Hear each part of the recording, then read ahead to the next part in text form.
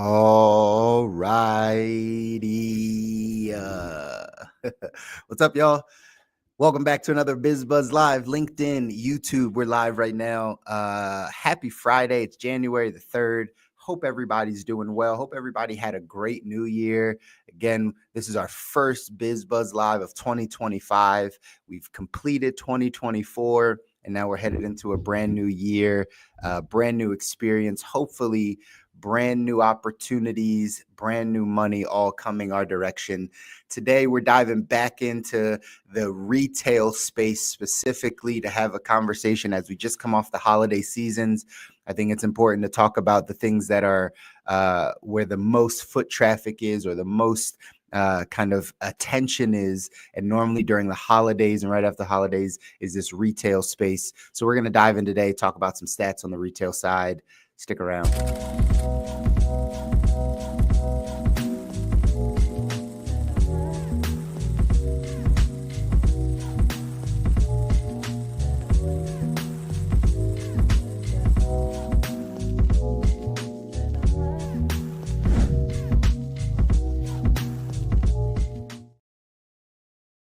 Yes. We are back for another episode of BizBuzz Live. I'm your host, Chris Muzan, financial coach, helping you with all things finance, not just for the ultra wealthy, not just for the upper middle class, not just for the wealthy, but for everybody else, the people that are actually here trying to grow, trying to get their families and themselves to the life that they deserve. That's what we're here to talk about. Inevitably, when we get a chance to talk about finances in any respect, whether it be talking about their savings, which are things that I help with, or helping them understand their debt or manage their debt a bit more, learning how to invest in the right places, making sure that their income is protected, making sure that they can pass it all down, regardless of the financial conversation that normally we're having.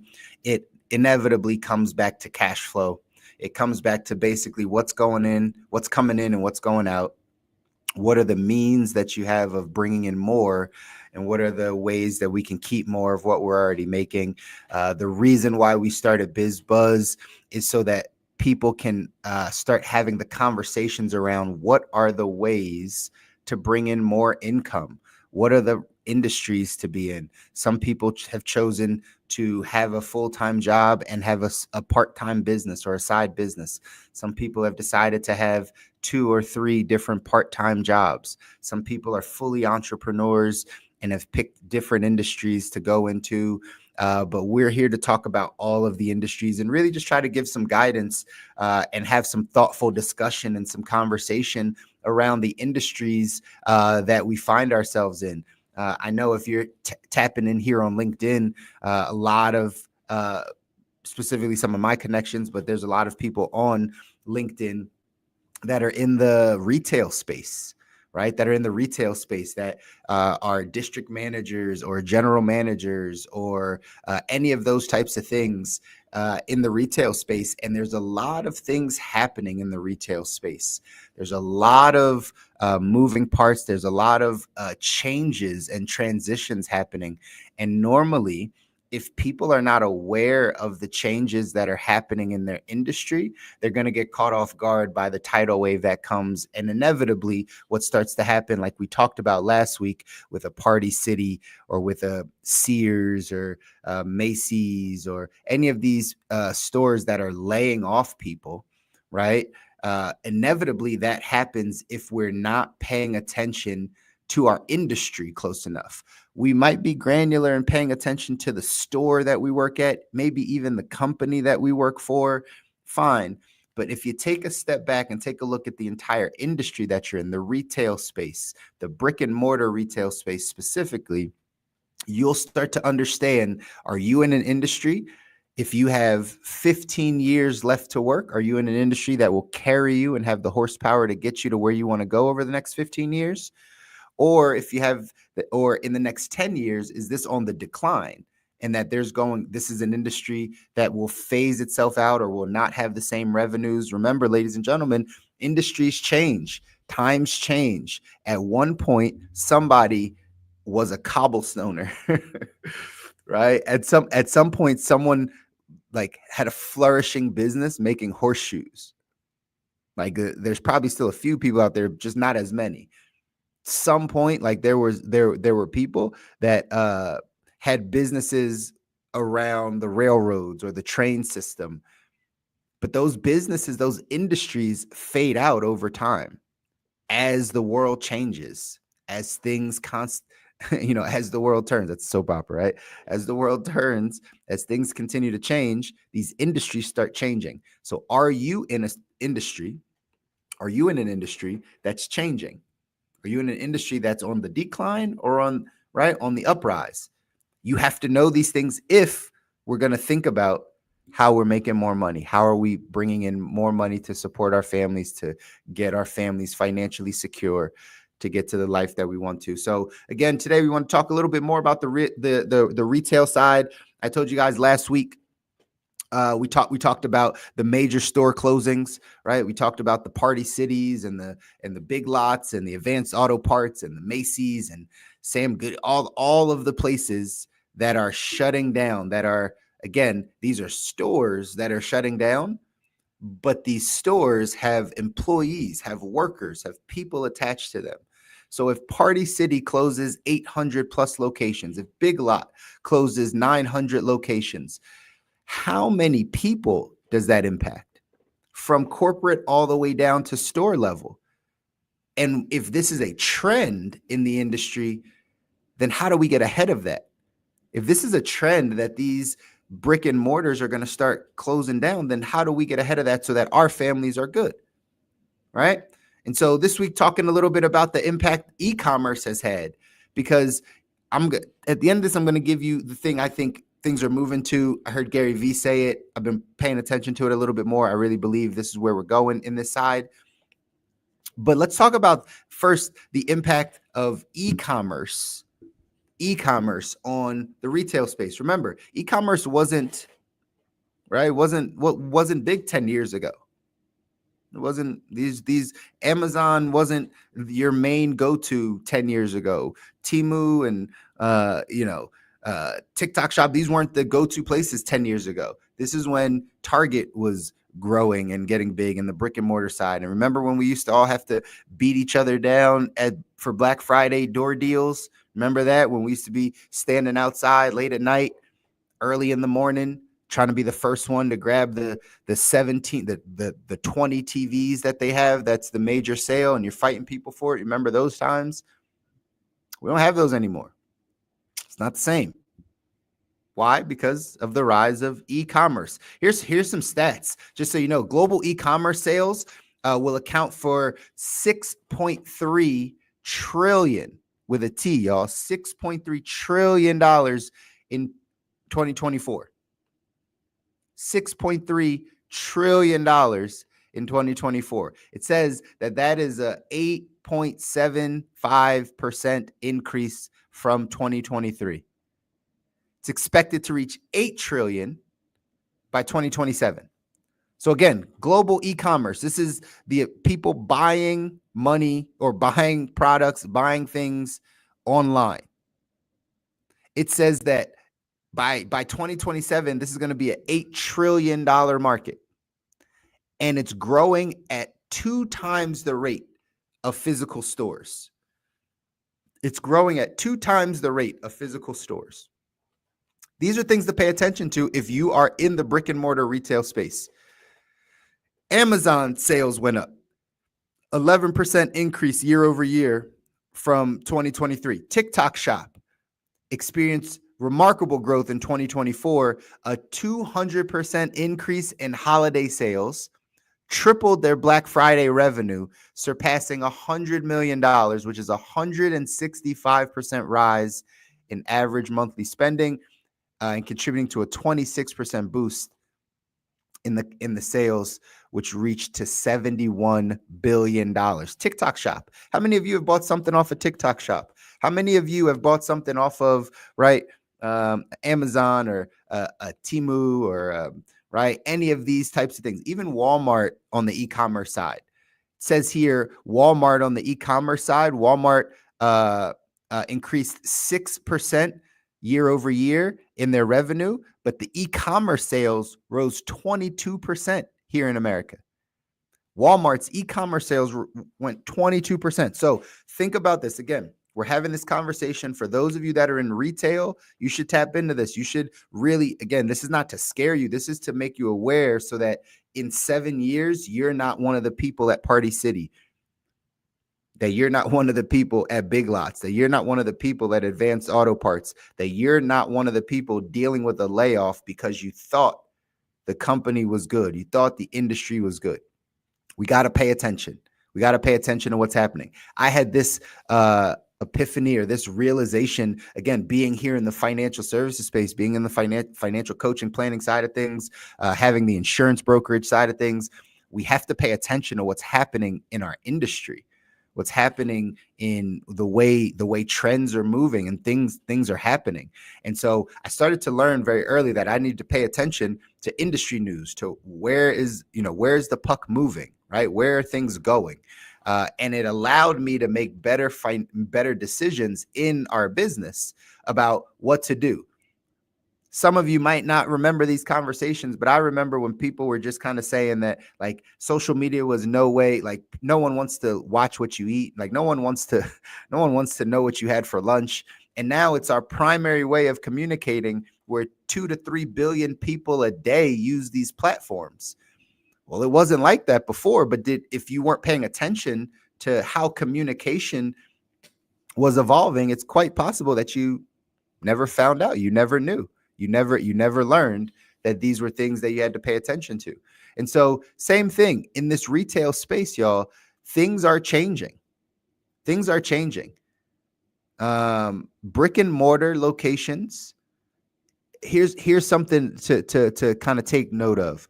If your personal habits are different than the job you work for or the industry you work for, like you're probably doing it wrong, right? You're probably not on the right path. What does that mean? So again, back to the financial services space, right? Where I sit.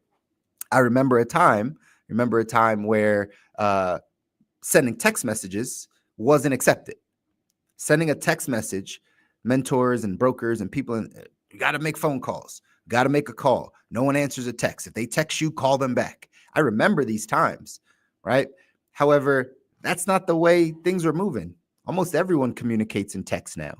So what if you took that 2-year, 3-year period to stick to a belief of, I'm not going to go that direction, right? I'm going to stay where I'm at. And then 3 years pass and now you're way behind the curve.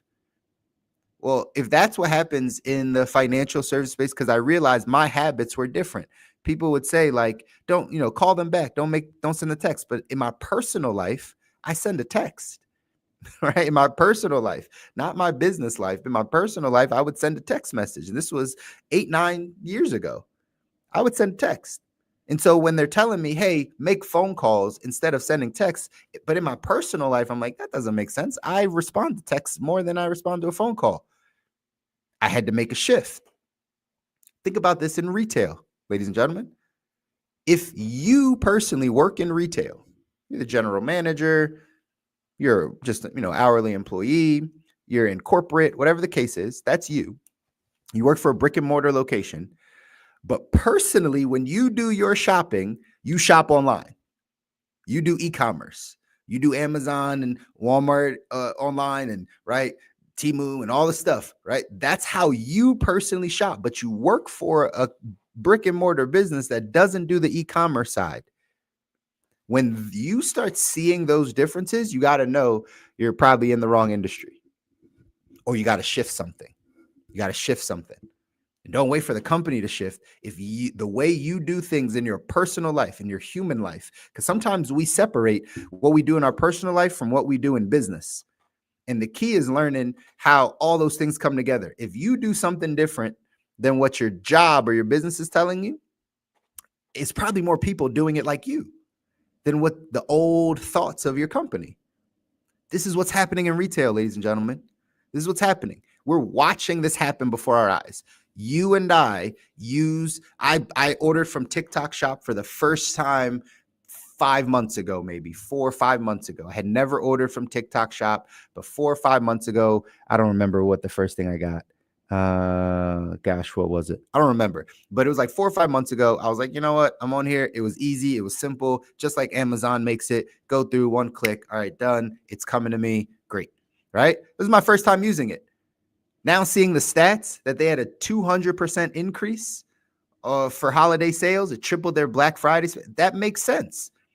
I'm now a new adapter. So guess what? Now I have a cart. I'm not a big shopper. I really don't buy anything. That's my wife. Right? Like, I don't really buy anything. But inside of my TikTok Shop cart, I have a couple items because now I'm more likely to buy there.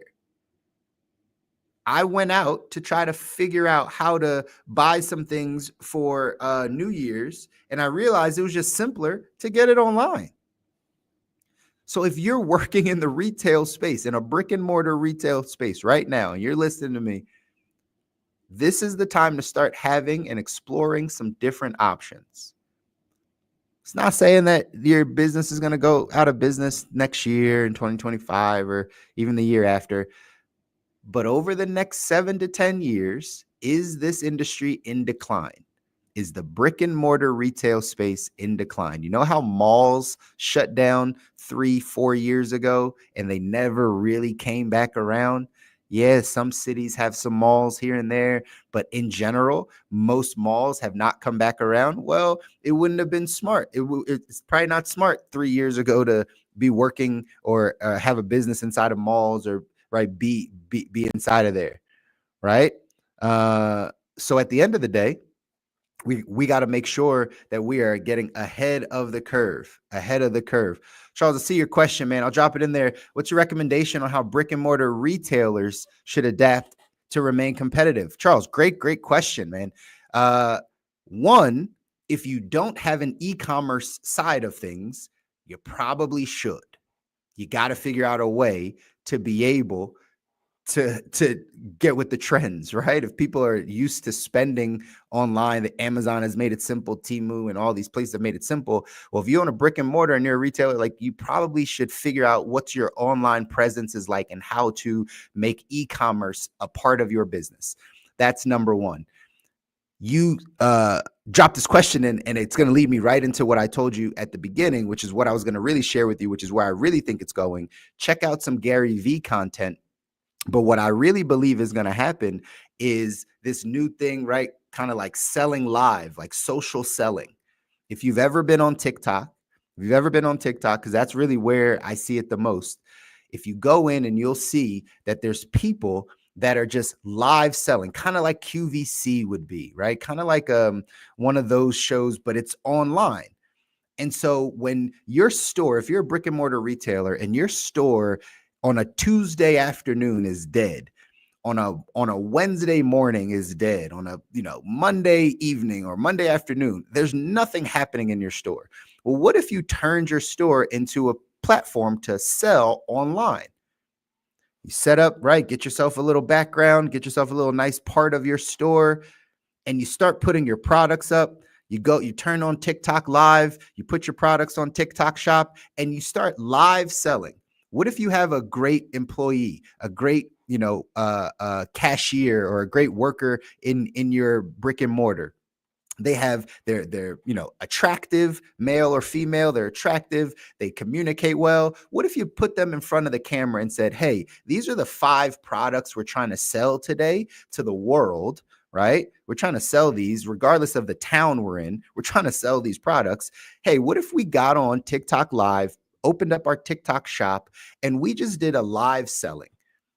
We put these products on display. We talked about them. We gave testimonials, very QVC-like, very much so like, hey, flash sales, click this button, that like flash sale now, right?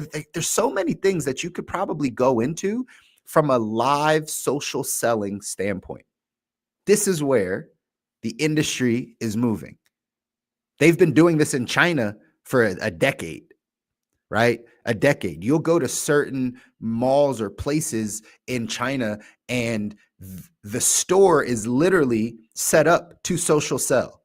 It's like a closet. It's not even a large footprint of a brick and mortar like we know it here in America, these large footprints where we got all this space and all this, inventory that's needed to fill out the store. In China, they would have these little tiny little cubes. They put all their products up and their main focus is to sell it online like this. That's their main focus. So to answer the question, how do you stay competitive? Well, you can't compete with the big dogs. It's going to be really tough. You got to take your piece of it. Number one, you got to make sure you have something on the e-commerce side that's driving your business. You have to have a social presence. You have to make sure that you are driving your marketing and your social media marketing probably more than anything else in your business if you want to stay competitive. Two, we got to be innovative. We got to get ahead of the curve. So if people are already at e-commerce, well, what's next? Next is online social selling. That's what's next. It's the, QVC of TikTok, right? That's really what it's going to be. It's going to be the fact that you set up, you show what it is you have. And because no one's walking in your store, you can still talk about your product. And then more people have the ability to get it online. Charles has another question. He said, do you have any examples of successful hybrid models where brick and mortar stores have leveraged their physical locations to support their online sales? No specific examples. I'm sure we could find some. But this is going to be a lot more for your smaller retailers. I'm guessing that's you, Charles, right? Like that you're a smaller retailer. And so you really just have to be smart with the time. If you're already paying a lease or you're already, have bought, the building or whatever the case is, then you already have overhead. Now it's about what you do in the time. If you can't just rely on foot traffic, right? Your business will not be able to rely on foot traffic. Target's business can't even rely on foot traffic. Walmart's business is barely relying on the foot traffic. That's why their e-commerce side is going up. So as a smaller retailer, you can't rely on foot traffic. So we have to look at the online side of things. And if you switch and start to adapt, and again, study this. I'm just the guy. I pick up this information because I'm always talking to people in business and I coach people in business and the whole nine. But at the end of the day, start studying this. Gary Vee is a great reference. He has some clips out there talking about social selling. Get yourself on TikTok and find, because there's people doing it that are actively all throughout the day selling whatever their product is, and people are logging on and buying it. You just got to test the same things. This is the key to being an entrepreneur. This is the key to being a business owner. This is the key to wanting to be able to grow and scale your business. Is you have to be innovative. You have to adapt. I just gave my wife and I gave a business webinar this past weekend. I think we're gonna either post it on YouTube or it's on our United Agency Facebook page.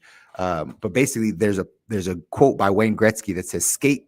The reason why I was successful is because I skated to where the puck was going, not to where the puck is, right? I skate to where the puck is going. So the advantage of having a smaller business or you're being a smaller retailer than some of the bigger ones is that you can innovate and skate to where the puck is going a lot faster than a big box retailer, right? You can make changes in your Thursday afternoon, what happens in your store faster than someone that has 900 locations, right? That's the benefit of small business. That's the benefit of being a smaller retailer, is you can change things quickly. You don't have to do the same things that have made you successful or have kept you up and running now. You can change it. Tomorrow, after hearing this, Charles, you can jump on and you can spend an hour and a half looking at TikTok live shops and online selling and the people that do it and how they do it. And you can just start studying it so that by next week, you can set it up in your store. You can change this all in a week. It's just you practicing and knowing this is where the puck is going. I did some research. I read some books. I listened to some podcasts. I got around some mentors, all of those things you can do at the drop of a dime, right? So I definitely believe that everyone that's listening, you can take a ton of advice and information, insight from this. to really make sure that your businesses are getting to the next level. Right now, we're talking about retail because there's such a transition happening from brick and mortar to e-commerce and now eventually to social selling, to online selling, right? That's kind of the progression of this thing. So wherever you sit in it, you can pivot. You can pivot. You can make a change. Charles, listen, don't apologize for the questions. I appreciate the questions.